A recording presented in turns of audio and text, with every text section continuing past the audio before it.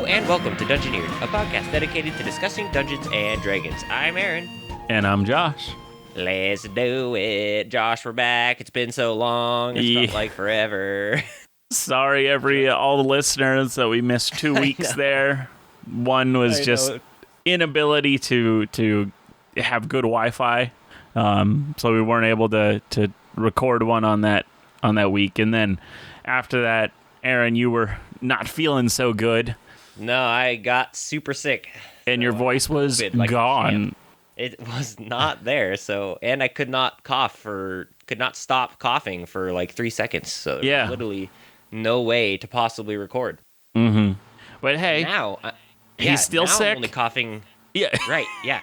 But I'm only coughing like every 45 seconds, so I can record enough cough and then continue. Exactly. Yeah. And it works perfectly. It works just like I was never even sick. Like you were never even gone. Exactly. Yes, and we're back. And so this means this episode, Josh, has to be extra, extra special. Oh, gosh. And I have no idea how to make it extra special, but, just our presence. Well, we had an idea that was going to make it special, but you were sick, and so we decided not to do that yet. We're postponing that. Yeah. Blame it on me. Okay, yeah, I see how it is. We'll record that special session of an episode of Dungeoneered on February 6th. So February 6th. So that week, which is going to be, I think it would be that Tuesday. So that would be like the 8th, I think. Yeah, like the 8th or the 9th is when it's going to be posted. So the night of the 8th. Your calendars. Mark and so there is something special on the horizon where it's coming. It's coming. We just got to wait till Aaron gets better. Yes, and make sure you make cookies for the special occasion. You don't agree with me, Josh? I don't understand you sometimes. So what is the Lukewarm Open? Okay, so Lukewarm Open this week. We in Dungeoneered make a lot of random crap. Good crap, but a lot of random crap. But I was thinking, we don't really give a lot of explanation on how we come up with things or what we think of when we're coming up with stuff. And so I kind of wanted to do a slight mini series for the Lukewarm Open, kind of explaining our process of world building. What we think about, we might not have a process, but just kind of what we think about how we go about doing world building, because we kind of just all of a sudden come up with stuff. Every episode we just sit down, come up with stuff. Yeah. So I was thinking about gonna try to dive into this more too. I think I was gonna start posting on a YouTube channel for us. Heck yeah! A Dungeoneered podcast YouTube, and I would record things, kind of just going through my process, because as I said, I've been creating a world, and I kind of think that might be interesting to see how I do it, and if that helps anybody. Awesome. If it doesn't help anybody, I'm sorry.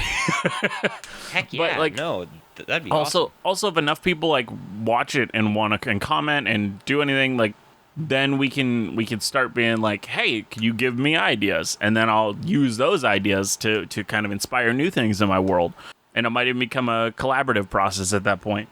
No, absolutely. And I would also love to do stuff like that. Because I was, obviously for reasons, it's hard for me to share and explain a lot of my world. Yeah. But, maybe I could also dive and make new worlds and stuff like that, because I do love world building, that's for sure. Because I was actually inspired today, which I think would be a great response to your Lukewarm Open. I watched, I think it was the first 5 minutes of a new anime series that was just coming out. It only has one episode. I don't even remember its name. Oh, I was going to say, now you have to tell us what the name is, because, I'm an anime junkie, so. I don't even know if it's going to be good. That's the thing. I don't want to endorse it as this could be amazing, because I don't know if it's actually going to be any interesting thing at all.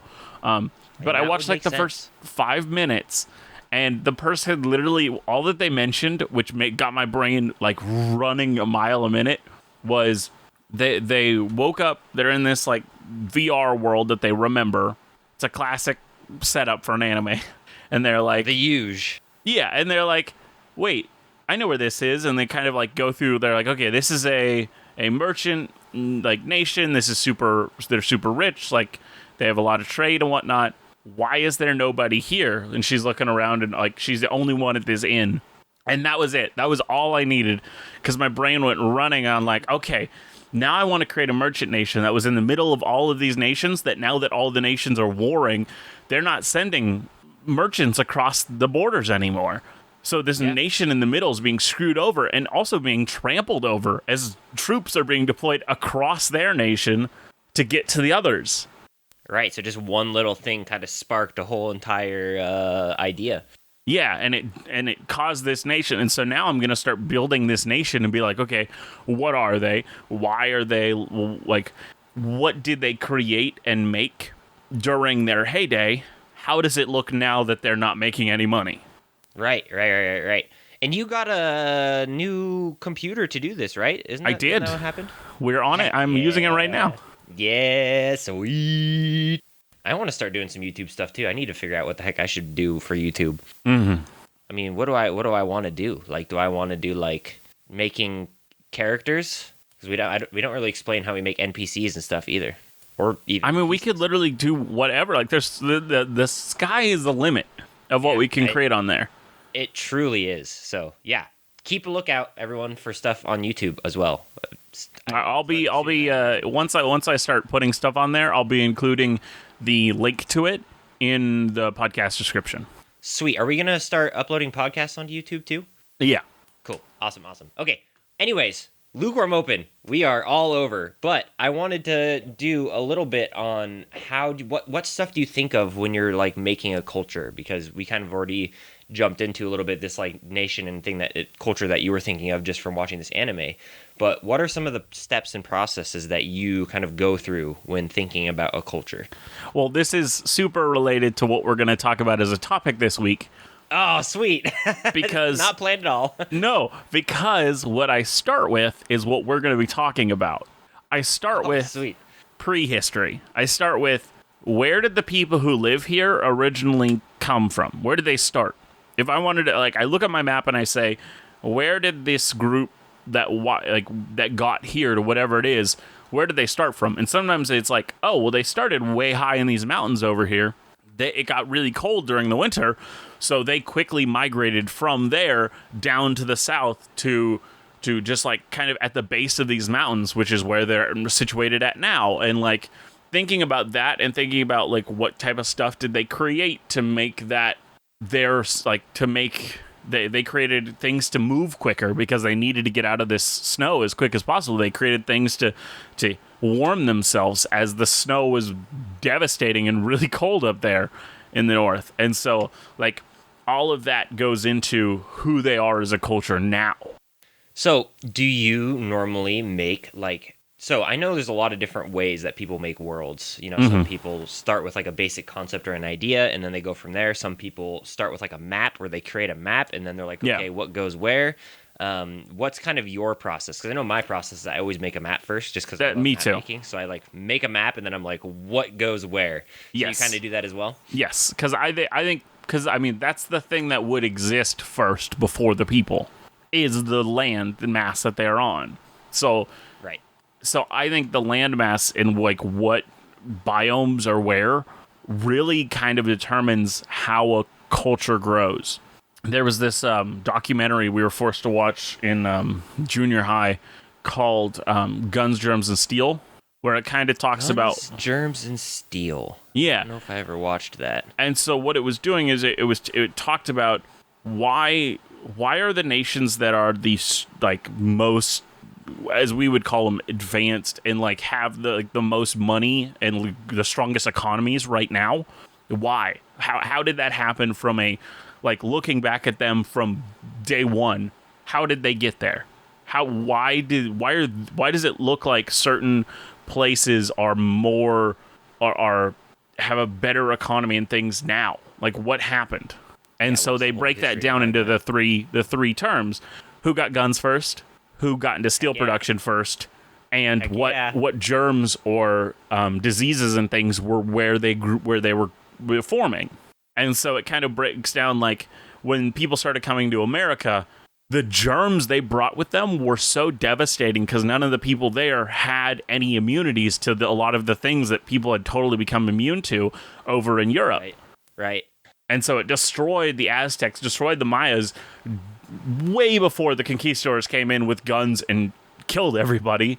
They had been thoroughly decimated by these diseases that were fine in Europe, but because nobody had immunities over here, destroyed them. Right. And so it kind of looks into all of this and like even looks at like some places that are still like don't have like computers, technology, like that kind of technology, that are still like using like handmade tools and things. And like, why are they still there? Like, what happened? And it kind of breaks down like they didn't, like a lot of places that they went to and showed, they're like, this place doesn't have access to easy food. Like, they have to go through this huge process to make this stuff around them edible, and that takes so much more time that they didn't. Advancing takes a lot. It's a lot harder there. Right. Totally. Yeah.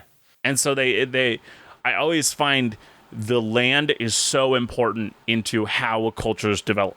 Well, and I think that's kind of the same process that I go through. Is I start making a map, and I try my best to make it as realistic to the world as possible. Obviously magic exists and things like that exist, so you can have floating islands and hint hint, and all those other cool things, but I try to make it as realistic as possible. But once you've like established a map, it makes it, in my mind, it makes it so much easier to like look at a place and be like, okay, so this is really, really cold. This area is really cold. So what do the people who live here do? What do they look like?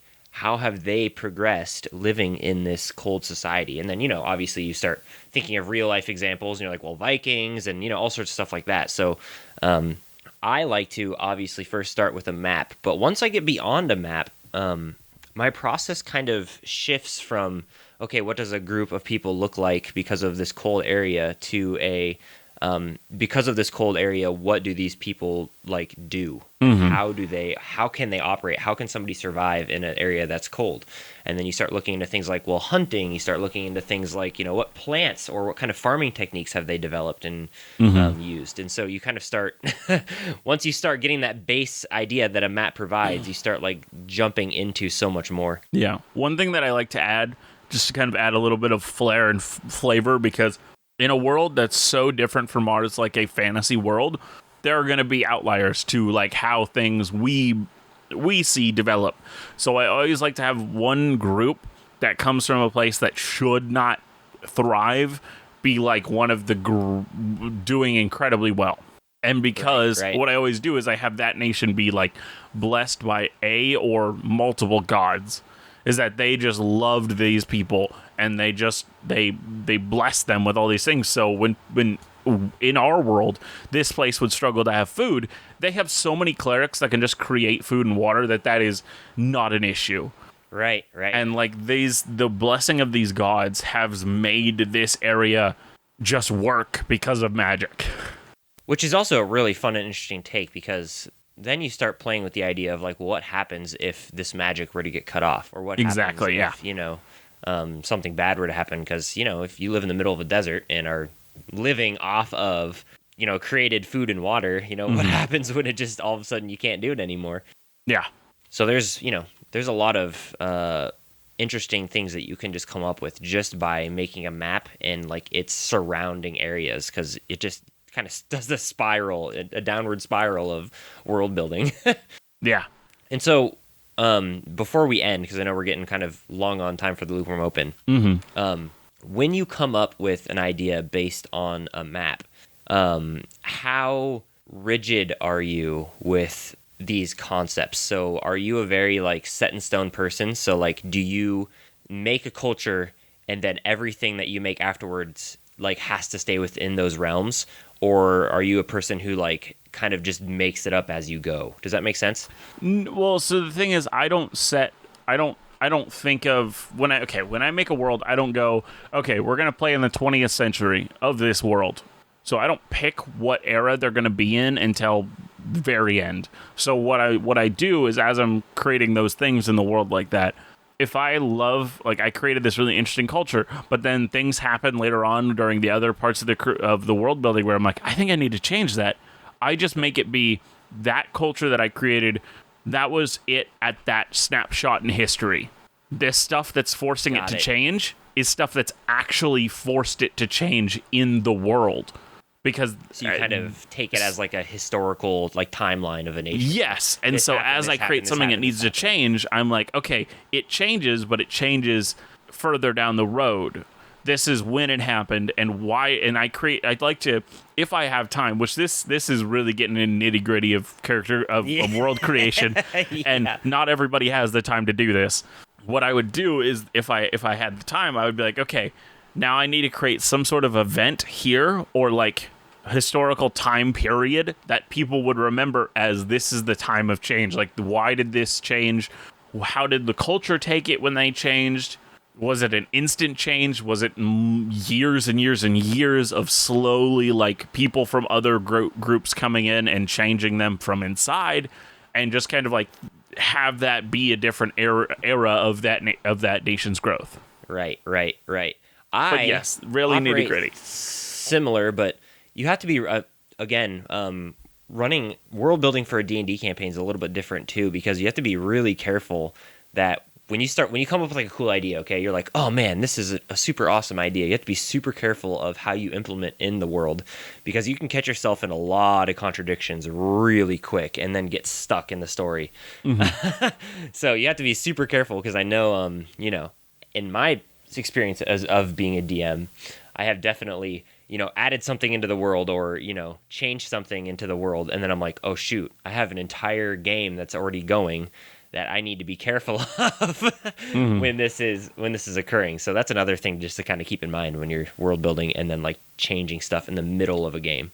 Yeah. Well, I know that's a huge problem for a lot of people, is getting stuck in those contradictions. Yeah, I like to have a little bit of like looseness around a game, so that, like, unless they're like one of those groups who loves to ask all of the questions about what's the history of this, what's going on, I need to know every little thing about your history. I actually have a lot of times called Legend Lore, and I'm going to cast Legend Lore on every object that I see. Yeah, and so a lot of times there's still ambiguity in the history, because they didn't read a history book on this part. So I like to leave a little bit of that wiggle room there. But I think I have to end it, as we are running very long in this. Yep. Yeah, we are for sure. And we're going to talk about something that I wanted to add something new to this Season 3 world that we've been building. And something that we haven't talked about yet, but it is an incredibly important part of world creation. And just by searching around, I found it in the group called the Lapal. This group is a prehistoric human race from the Forgotten Realms that spread and grew in areas, which is always an interesting thing to think about. Like we were talking about earlier, how these nations and cultures kind of spread as they grow. And I think a lot of people overlook the kind of prehistory or early starts of a lot of races in a lot of fantasy worlds.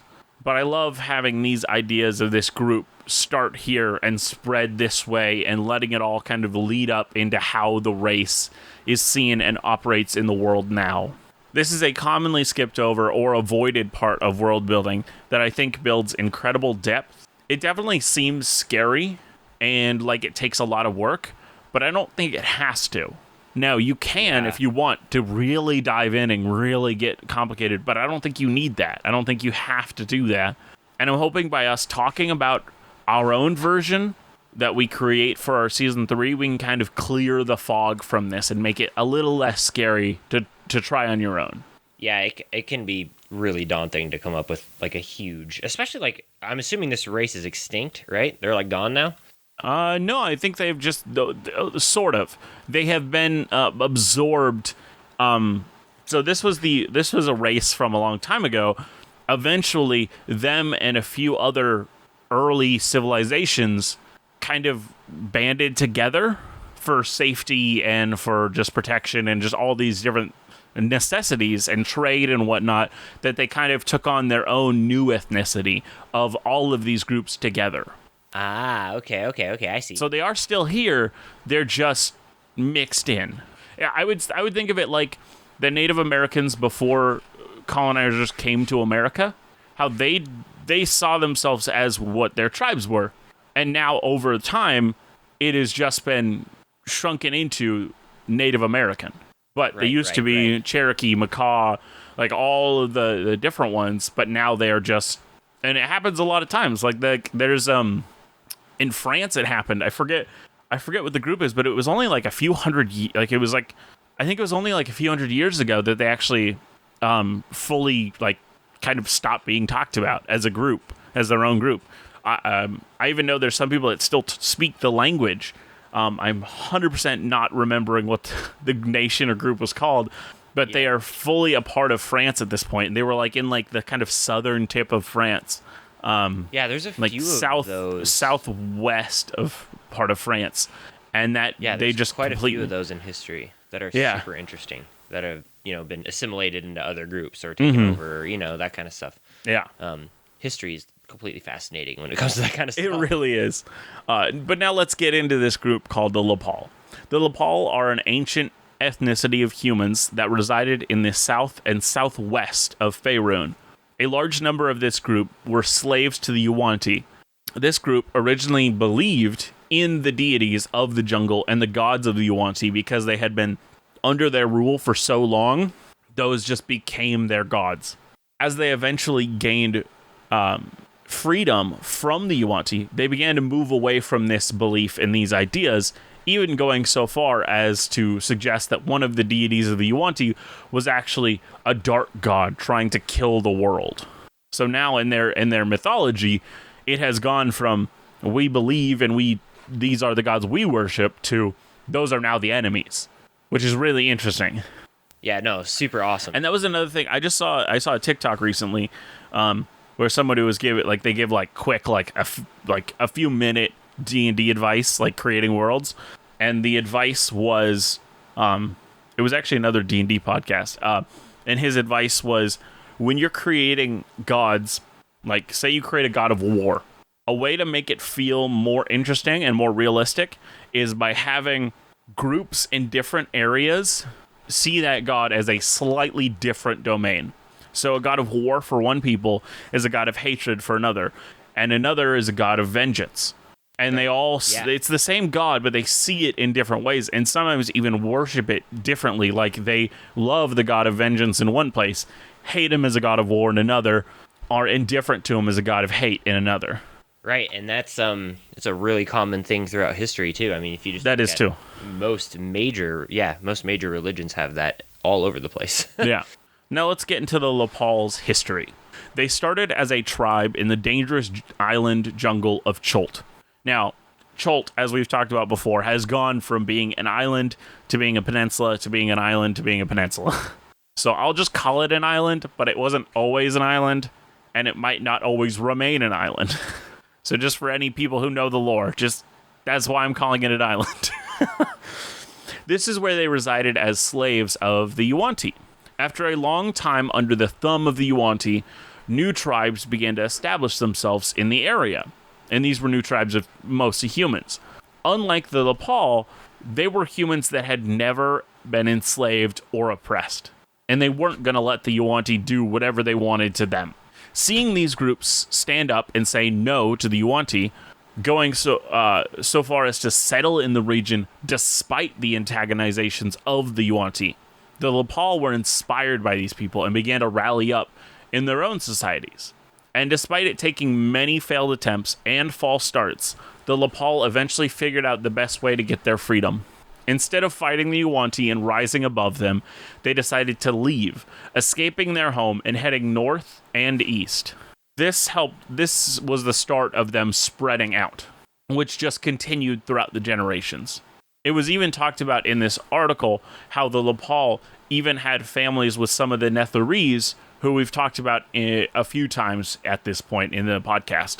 Despite moving away, the Yuan-ti would not let them rest.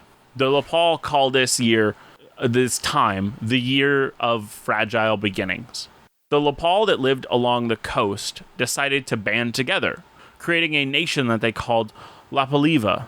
Despite this, they were still a pretty small and weak nation. They definitely aided in the defense against the Yuan-ti, but on the wider scale of other nations, they were almost seen as barbaric and backwater, especially by the two larger northern empires of Jamdoth and Kalimshan. Now that this nation was in the actual theater of the world, they began to be visited by merchants from Kalimshan. They brought much exotic luxury goods, and the open trade with the nation helped money flow both ways. This really created a golden age of prosperity, and the nation's tribes quickly grew into large cities. This wonderful prosperity lasted until a terrible plague swept through the nation for 5 years, decimating their population. This heavily weakened the nation. Refugees fled from this nation, and this once more further spread this people group throughout Faerun, as they had left from before just the Yuan-ti attack to diseases or just many reasons to leave a nation, further disseminating them through. The Lapal then lost their independence as a larger group of humans that led a successful revolution against their empire moved their army east and drove out the Yuan-ti, which had persisted there for centuries. As this army was now in the area, they gathered all of the humans of this southern coast together, the Lapalians, the Kalishites, the Choltons, and some Sharans. They all grew together and mixed and mingled, becoming, as I hinted at earlier, a new ethnicity called Tashalans. I may have missed this, but do we know where they are in the world in the Forgotten Realms? Like where on the map they are? I mean, we know where Cholt is, yeah. So they were kind of around Cholt then? Yeah. Yeah, so it was the south and the kind of southeast of Faerun. But when they got their freedom from the Yuan-ti, a lot of them headed north and a lot of them headed east. Got it, okay. And then after that, a huge plague went through, causing refugees to leave the nation, which then further disseminated them further out into Faerun. Because the Netherese were in a far north, kind of easternly direction. And so the fact that the article itself even mentioned them having families with the Netherese means that they disseminated pretty far from where they started. Right, yeah, totally. Now, there are some people that are still called Lapal, as they were not in the areas that became this new group, this new ethnicity. But I think that's enough on this topic for now, because we took so long talking about the... I mean, it led into the talk perfectly, so it's all good that we took so long, but I think I'll stop it here, because you understand that it's a nation that started, and things happened, and they disseminated. Right. So for this week's topic, I'm thinking we create some prehistory, early civilizations of groups, and talk about how they would disseminate through our Season 3 world, or we could just start Season 4 and start from day one, early humanoid society. What do you want to do? I think both work good. Season 3, we haven't really established much on the civilized world in quotations. Yeah, we only made world. Like 2 or 3 nations. No, we made a lot we made more about the new world than we did about the old world. Right. Because that's kind of the focus of the campaign in the world. But I think we should start on Season 4. That's what my idea is. I didn't think about that until just now, but I really like that idea. Yeah, okay, I'm down. Yeah, let's do it. We'll start Season 4 then this week, and cool. Make some history of, I guess, the races, and then like how these like nations have merged together and changed over time. Mm. Okay, so Season 4, thoughts. Do you have any particular idea that you had in mind when doing this at first, or? No, I think we should start off with a simple. I don't think we need to create the like actual story of the world yet. Cool. Just. I think we just start with the races as is before we create. We don't need to create what is the story that the campaign will be dealing with yet. Yeah, let's do it. Okay. What do we want then for like a? Do we want to do like a? There was one race and races kind of diverged from that. Do we want to do there was like one peaceful nation and like things broke up from that? Kind of do a reverse of what you were talking about, where like there was one central giant nation known as blah blah blah, and then blah blah blah fractured into a million different pieces, and now Oh man, it was really sad when blah blah blah fractured. I know. There was much crying blah, and blah. wailing and gnashings of teeth. Yeah, it's true. Poor blah blah blah, but it just happens to the best of them. But there's a part of me that likes the idea of a singular, like a large singular nation, like we're talking continent-sized nation that just fractured into millions and millions of different nations. Well, not millions, but you get the point. But I do also like the idea and think the idea of, several different groups banding together and forming a larger nation is also attractive. Thoughts? Well, I think we have to pick how do we see people appearing on the world? Was it gods? Did gods just create each group? That's a classic kind of appearance.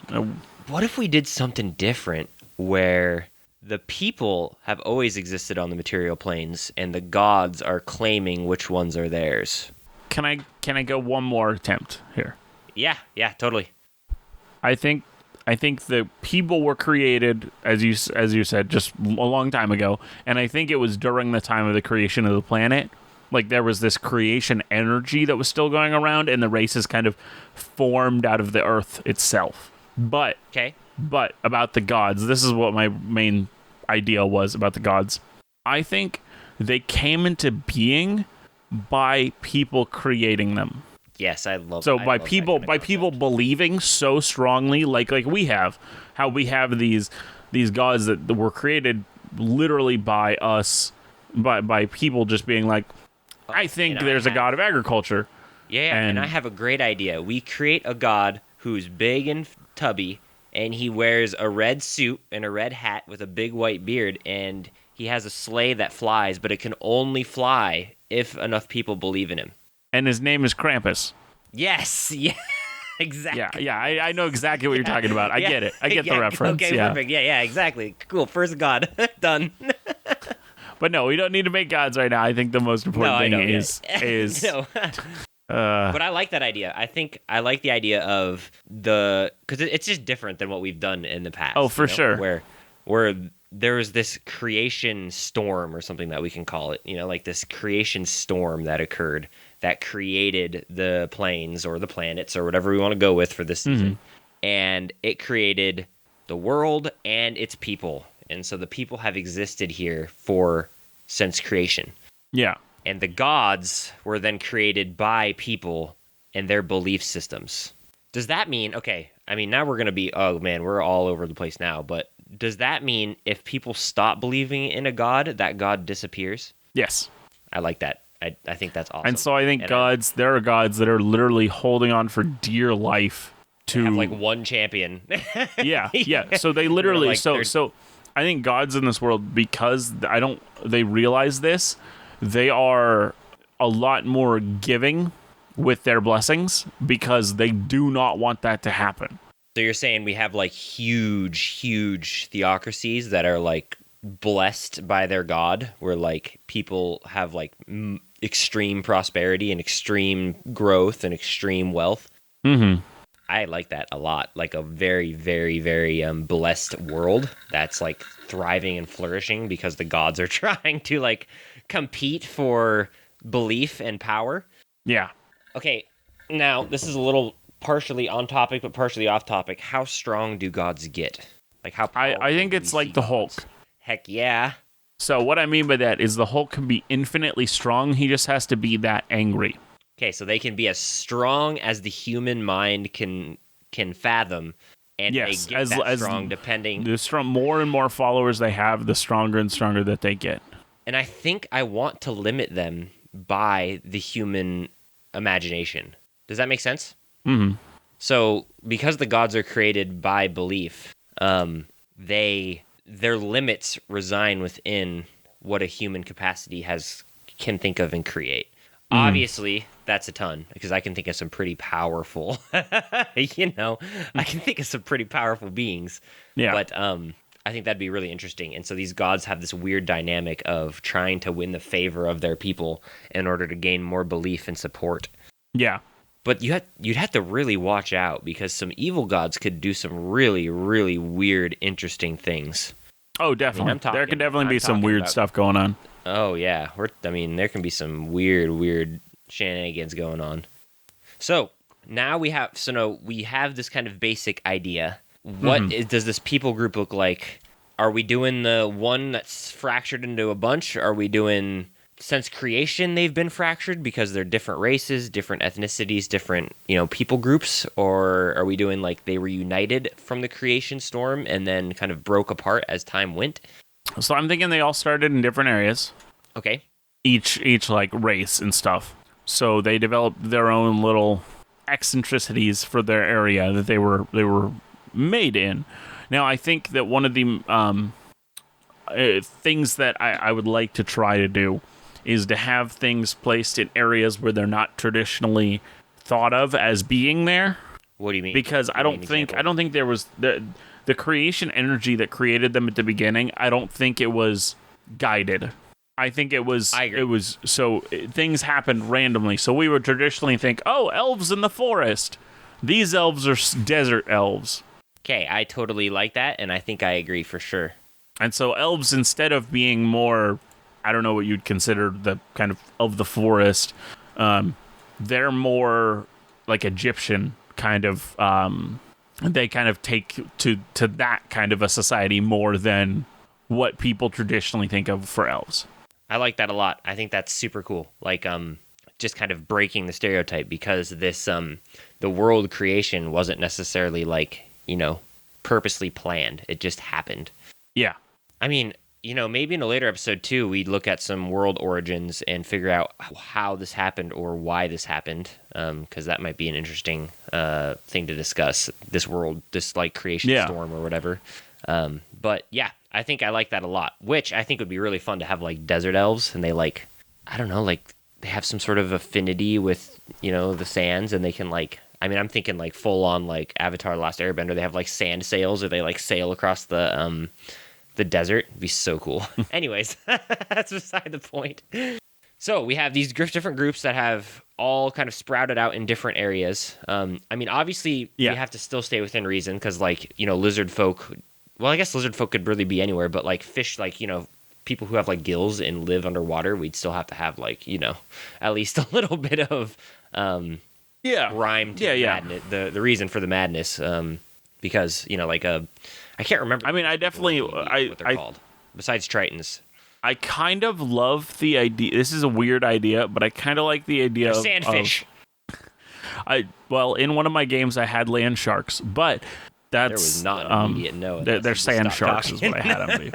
Yeah. No, I love the idea of like a sand shark. But no, so what I was thinking is I'm thinking lizard folk. They reside in the desert as well. And they're like those kind of reptilian creatures that kind of use the sand to wash themselves. Because some reptiles use sand as like a cleaning agent, as like water, in the same way we would use water to wash ourselves. I think that'd be super, super cool. Yeah. And so I kind of see them like kind of doing this shimmy to bury their body in the sands of the dunes and whatnot. Heck yeah. And kind of like clean themselves off. They can move easy in the sand, like they're not hindered. Yeah. No, I think that's super, super cool. But that would be like lizard folk, right? That'd be more like lizard folk. Yeah, for sure. The sand, that's where they live. And so do we think that the lizard folk and the elves got along? Because they would be in the same area. I don't know. I mean, they're so different from each other in terms of looks. Do you think that would play a problem? Would that be an issue? No. Or do we want to do like everybody's friendly? I mean, if you want it, I think there's two options here. One, they see lizard folk first. They were not a problem. Like it was not a problem. Or we can play it as they saw dragons first, and all scaled creatures became their enemy for a while. Which would be a logical step. Yeah, they're like, oh, you're clearly related to dragons. I'm not. No, we're not. No. But yeah, Oh, interesting. it Do we is. want okay? So with these elves, okay. Before we kind of decide that, do we want elves to be more like in the sands or like in these oases? Like, have they like found oasis, oasi? Yeah, I think Oases? it's like Oasis's, and I love the Nile. I love the Nile. I love the way it works. Yep. I love it's so cool and so interesting, and it just really made Egypt what it is. Oh, for sure. Yeah, absolutely. So for people who don't know, the Nile floods constantly. That's and what it does is when all this water rushes up into this desert, it makes that land around the Nile super good for certain types of vegetables and fruits and growing things. And it's Well, fantastic and awesome. yeah. Why don't we make elves kind of like a Egypt? Okay, so they kind of like they reside around these oases in like this river, this big river. Okay, and they've created this whole society there of like, of farming, agriculture. I mean, I even like the idea of giving them like pyramids and stuff. I mean, I think that'd be super cool. Like they're literally like we just steal Egypt and like put it down as elves. I think that'd be super cool. And then what I like about like the lizard folk is they're like not nomads, but they are like nomads of the sand essentially, and they have like found ways to cultivate like desert crystals or desert shrubs, and like they live off of this like these sand dunes. And so these two different cultures kind of like not necessarily conflict, but they're just so vastly different that they don't associate very much. And what I'm thinking is the elves had like some sort of great dragon attack, because I'm going to play off of what you were going with, that like destroyed a bunch of their infrastructure. And then they've turned and looked at, they need a scapegoat like everybody does in human history, is they looked at these lizard folk that have, been inhabiting the desert for so long, and they were not impacted by this. This must be the issue. I saw it more as they arrived after. The elves arrived after this No, lizard folk? Is that what you're saying? Or the lizard folk arrived lizard after? folk after that the attack happened. So because I'm they totally arrived down with that. after, they had already associated all people that act like this dragon, which I think the dragon also cleaned itself off in sand, and so they kind of took to hunting wyverns and maybe that's like a huge part of their society now is hunting wyverns, dragons. Yeah, like wyverns live in the dunes, and they have like I don't want to say like competitions, but they have like outings, like hunting events, like we would hunt like cougars or dangerous boars or whatever that are in the area, and they like have these chariots that ride out and go try and kill these wyverns. 100%. I think that's really interesting, and so they started to develop this idea of hunting all these creatures, and when they found these little ones that didn't seem to speak their language, they're like, oh, they're monsters as well. Yep. And they are they're related to this dragon that had hurt our society. So now with these elves, do they have, because I just love Egyptian culture, do they have like calligraphy all over of this like dragon attack, and like they have it like well depicted, and now they've like started drawing like these different like wyverns and lizard folk and stuff that they have now like transferred into this like hunting. Can you say that again? Like, ancient Egypt had a lot of calligraphy and stuff that was like drawn all over. Yeah. Have the elves like drawn that on their like pyramids and their ancient, tombs or whatever of like this dragon attack. And now they have slowly started depicting other creatures that they believe were involved in this. And now, that's like just a part of their culture. Yeah. Yeah. I think the attacks are definitely a part of their culture. So then with these two races, are they like at war, or was one like are the lizard folk just trying to hide? Like what's the dynamic here? Is it like an actual war? Like did lizard folk like hide and wait in sand when chariots drive by and they like ambush them and like attack them? I see it more as so I think it's more of like a defensive. Well, because lizard folk are weird people in D&D. Mm-hmm. I love them. They're weird though. And so they're like weirdly logical and weirdly like the moment someone dies, that is just meat. They don't see it as a person anymore. There's no like anything that made that person is gone to them. they just see it as meat at that point. And like they treat things in weird ways. So I think they team up with, and it's not even like a war, it's more just for defensive things.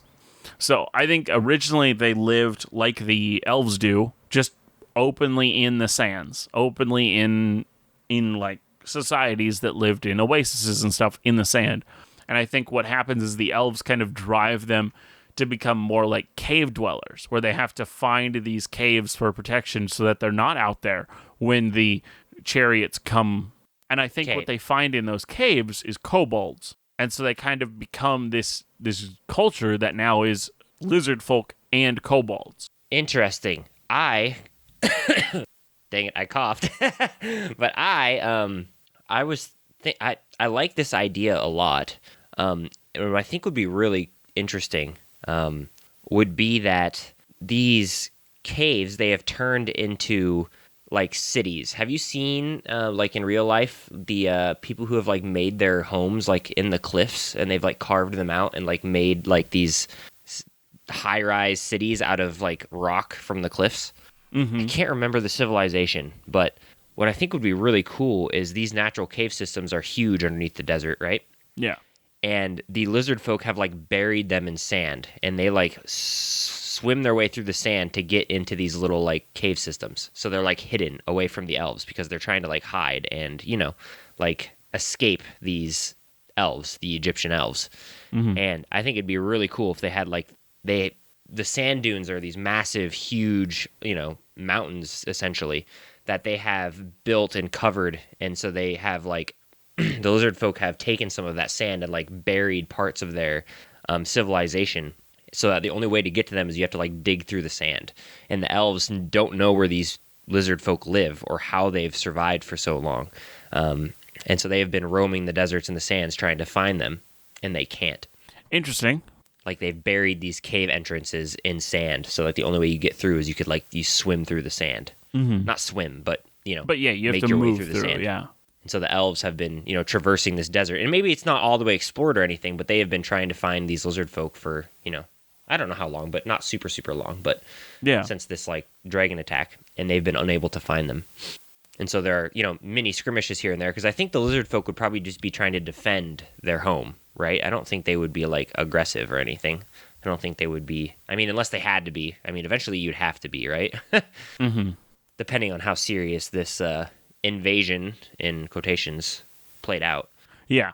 But I like the idea of the lizard folk within these caves that they've like kind of made their home. They find a different group of people, whether that's kobolds or whatever, and they've like assimilated them into their culture. And so that culture has kind of disappeared because these lizard folk have kind of like taken them in under their wing, so to speak. Do you like the idea of kobolds, or do you think it should be something else? I always just see kobolds as silly, and it's just so hard for me to get over. That's why I think being with the incredibly creepy lizard folk would be an interesting kind of take on this.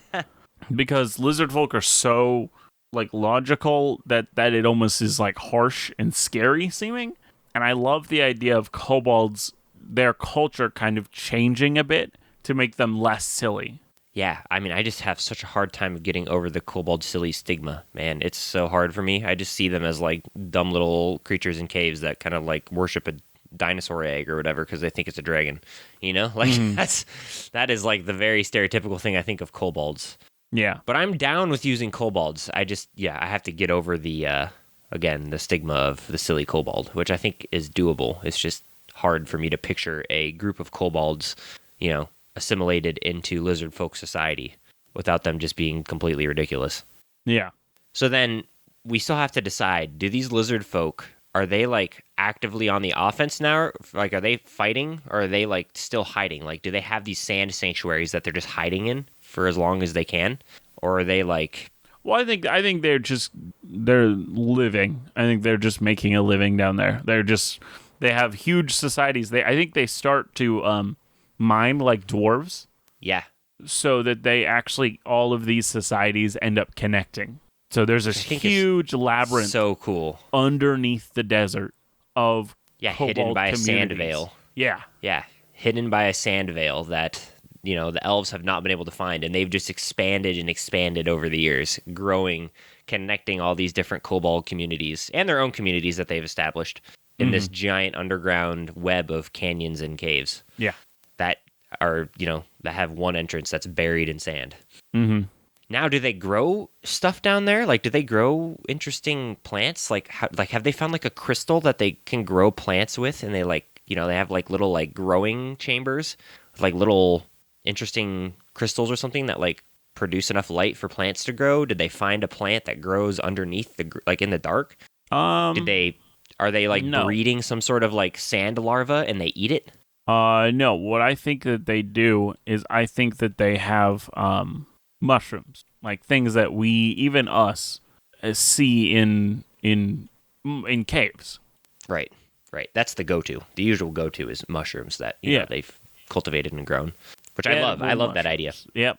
But I also do like the idea of them having some sort of sand grub that they've also started ranching, I guess, where they have like this like sand grub that they've, somehow have been able to ranch. Would be very interesting too. Yeah, it would. But yeah, mushrooms for sure, because that's just like the go-to, these big mushroom. Do they have them just in like growing all over the caves? Like, do they have like fields in quotations for them? I think it's gonna be like truffles or mushrooms in general, where it's hard to force them to grow any way you want. So, like with truffles, they still have like truffle pigs, and they go truffle hunting in forests because somewhere in that forest, truffles are gonna show up. You don't know where. It's really hard. So I think they have creatures that kind of can sniff it out. I don't know what type of sand creature we want this to be. Oh, it'd be so cool. And they like swim through the sand and they look for different mushrooms and stuff in the caves. It'd be super cool. Mm-hmm. What would they be? They have to be some sort of scaly creature. That'd be super cool. What if they're just like serpents? Sand serpents. I mean, sand serpents would like be really cool. large, like almost like Naga-sized sand serpents. Yeah. No, I think that'd be super cool. And they swim around. What if they are Naga and Naga can like... That was my second thought, but Nagas, their whole thing is that they're summoned here by high, powerful wizards to protect something. That's like the lore behind Nagas. That's what they are. Well, man, I guess we have a wizard hiding a secret stash of shrooms. Oh, boy. Maybe that's how Naga first got here. So these kobolds found out how to domesticate sand serpents. I like that. Eventually, I like that a lot. Wizards wanted those mushrooms for some other thing. Maybe they're really helpful for making health potions. Alchemy or anything like that. And so they very interesting. Couldn't figure out. They couldn't get something about the kind of kobolds and the way they work made it so kobolds were able to domesticate these creatures and lizard folk, but humans and other non-reptilian humanoids have a really hard time with it. They just don't want to respect anything they say. So instead, they create and summon these Naga originally to hunt these items because they work the same. They can swim through the sand. No, I think that'd be super interesting. Mm-hmm. Be totally unique and cool. So looks like we've created this desert. Yeah, that just kind of happened. Now we have this desert with lizard folk and an Egyptian. We didn't really flesh out the elves very much. No. They're like just kind of like Egypt, copy and pasted. As of right now, yeah. They don't have much interesting things. But one of the things I think is I think the desert, as everything on this world is created through the same way that the world was created, I'm thinking that they have like you were saying early on, they have an affinity for their environment. So I'm thinking for elves, like I know some elves get teleportation abilities, and there's even feats to give you more elven abilities like that. I think all of it has a flavor text in this world of this like bunch of sand is left behind, or like you're traveling through this sand portal type thing. So wait, explain that again. Explain that in a different way. Some elves in D&D have teleportation abilities that are just racial abilities. And there are feats that also give elves more teleportation abilities, I believe. My brain is blanking on that right now. What are the elven racial feats is the question. Yeah, I don't know all of them, but regardless, that still works. We can totally do something like that. But so I think it's shifted, and so the visual of it is sand. So like think like Nightcrawler in Marvel. When Nightcrawler teleports, he leaves behind this gaseous cloud and this smell of sulfur. I think they leave behind either like a bunch of sand, or they travel through like the portal looks like it's made of sand. Interesting. Okay, I got it. So it's more just a way to kind of add their early history culture into how they look in modern day. No, which I think would be super cool. No, I totally dig that. Yeah. Yeah, I was right. Fey teleportation. I couldn't remember if Fey teleportation was actually race specific, and it is. It's High Elf, Iranian High Elf, and Valinor High Elf. It allows you to learn the Misty Step spell and can cast it once without expending a spell slot. So it's like a sand veil, like yeah, when they teleport. That'd be super cool. Yeah, absolutely. So then, I mean, it's getting a little long, but are these elves? Remember, there's gonna be 5 minutes cut off because we had issues in the middle. Right, absolutely. Are they gonna have like a are they have chariots like regular Egypt, or are they like sand sails, where like they have like creatures pulling these like sleds through the sand? Yeah, I think it's like sleds is what I'm thinking. Yeah, I think that'd be so cool. Be super interesting. And they are like, actively trying to fight and find these lizard folk. Now, I think is the dragon dead? No, I don't think it is. Yeah, I don't think it is either. So what? But I mean, that could be a whole nother episode. I think it did. I think it did that as like a young child, and now it's super old, and realized it kind of angered this. It shouldn't have angered these people, but it still thinks it's kind of funny. But it still thinks it's kind of funny. It's kind of funny. They're like, hey, they still care about this, and he's like, how's it been 4,000 years? And they still are. They still won't let it go. Just let it go, guys. Just let it go. What do you think its original purpose was?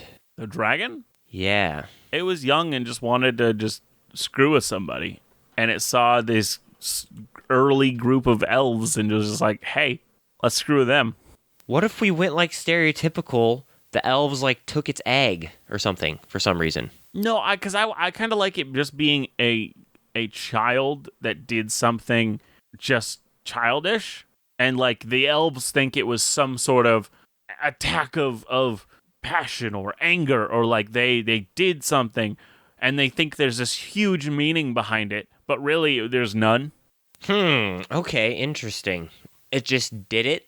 Yeah, so it did it because it wanted to grow its horde. So it saw people that had possessions. It took those possessions and left. Interesting. Okay. I mean, I'm down with it. It just, I like to have reason for things, I mean, I guess it just took all their stuff and left. I mean, you've done some stupid stuff as a kid, right? What if? Oh, yeah, true. Did the stupid stuff you've done as a kid always have meaning? No, absolutely not. No, totally no. But I mean, okay. What if? No, it's too messed up. Never mind. I can't. Go for it. You cannot. You've literally set yourself up. You have to. Yeah. Well, what? So what if this dragon did this for no particular reason, right? Besides getting wealth, and dragons love to have workers, right? They love to have people that like work and enslaved under them. What if we took this as? What if we went super messed up or super different, and the dragon took a bunch of their wealth, a bunch of their money, and a bunch of their citizens, okay? And the dragon, I don't know how I would logically do this, but somehow and for some reason, the dragon has like turned them into dragon folk. Like I can't remember. They're dragonborn somehow. That is an interesting possibility. How about I don't know how dragons? we get there. What? Or half dragons? Yeah. Yeah. Which is terrible. There we go. Because you know what that means. Yeah, I do know what that means, yeah. I do. Gross. It's a terrible dragon. What if we, yeah, I don't know if there's any way around that, to be honest. Yeah, that's a rough one. Yeah, that's a rough one. It is. It truly is a rough one. Okay, well, thank you for listening to episodes. Anyway, that's episode 66 of Dungeoneered. Thank you all for listening. As you hear, there's some interesting stuff in the future. Anyways, we're still not sure though. Half dragon, possibly. Who knows? But I think it'd be interesting to play around with something like that. It was doing something, which it was creating more dragon reptilian humanoids. Yeah, which I think would be interesting. Yeah. A totally weird, interesting thing for it to do. Anyways. Now, if you want to get at us and ask us questions or give us suggestions for topics or lukewarm opens or anything, or just talk about your game and something interesting you did and you wanted to talk about it, I'd love to hear it all. Yeah. Then we could do story time on D&D if somebody's interesting thing that happened in their game. Yeah. Just email us at dungeoneered@hotmail.com. The hottest of males. It is. Wait, that sounded really weird. That was... It's also the lookest of outs. But if you listen to us on any podcasting apps that have ratings and reviews, write a review. Let us know what you think about the show. It really helps get more attention for the show because it shows that you're engaging in more ways than just one. Aaron, do you have anything to add? No, I do not. Awesome. Well, as I always say, always remember to be the sharpest barrel in the bunch. See you next time. Bye.